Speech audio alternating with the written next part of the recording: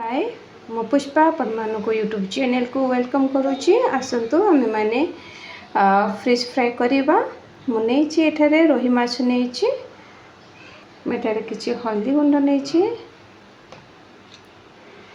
लुण नहीं एठारे किसी मुझे किसी नहीं लुण हल्दी पकईकि आम गोलेदेवा मैग्नेट करके रखीदे। देखो तेल नहीं सारी तेल ताती गला बर्तमान माछ भी मैग्नेट करके रखी थी।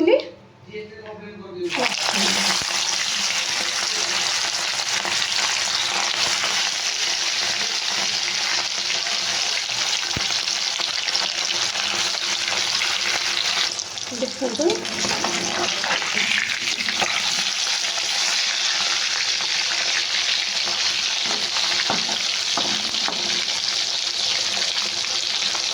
देखो माछ छणा हो गलानी बाहर करदेबा। बाहर करदेबा मसला में रेडी करवा। मसला पैन मुझे सोरिष जीरा रसन नहीं तार चोपा छड़ेदेबा। प्याज टमाटो ये सब को आम कौन करवा ग्राइंडिंग करदेबा। आसतु ग्राइंडिंग करदेबा। सोरिष जीरा रसन प्याज टमाटो सब मिक्स करके आम ग्राइंडिंग करदेबा। देखो मसला ग्राइंडिंग हो सारी एबे चलतु आम बनइबा। मुझे पेन नहीं पेन ताती गला मस्टर्ड ऑयल नहीं 2 चम्मच मस्टर्ड ऑयल नहीं तेल ताती गला आम मैंने सौंफ पकेबा। कटा जाए प्याज पकईदेबा। कड़ी पत्ता पकईदेबा।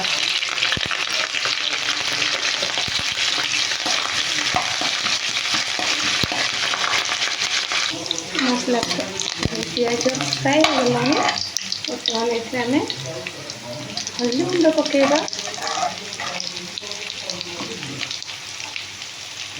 लंका गुंड पकईदेबा।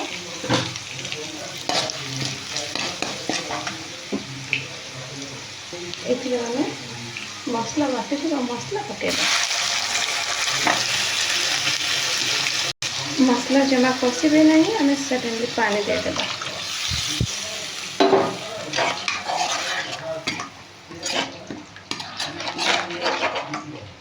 ये आंबुल पकेबा।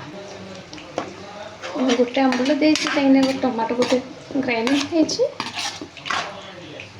होम फुटवाई छाड़ीदेवा। ये पानी ऐड करवा।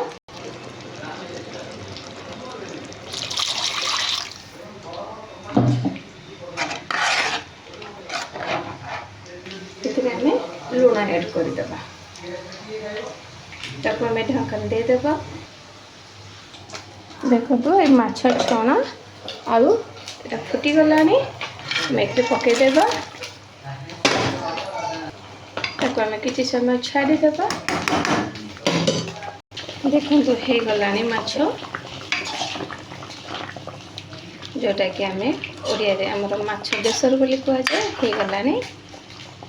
देखो गरम गरम हो सारी माछ तरकारी सोरष बटा दिया माछ तरकारी हो सारी।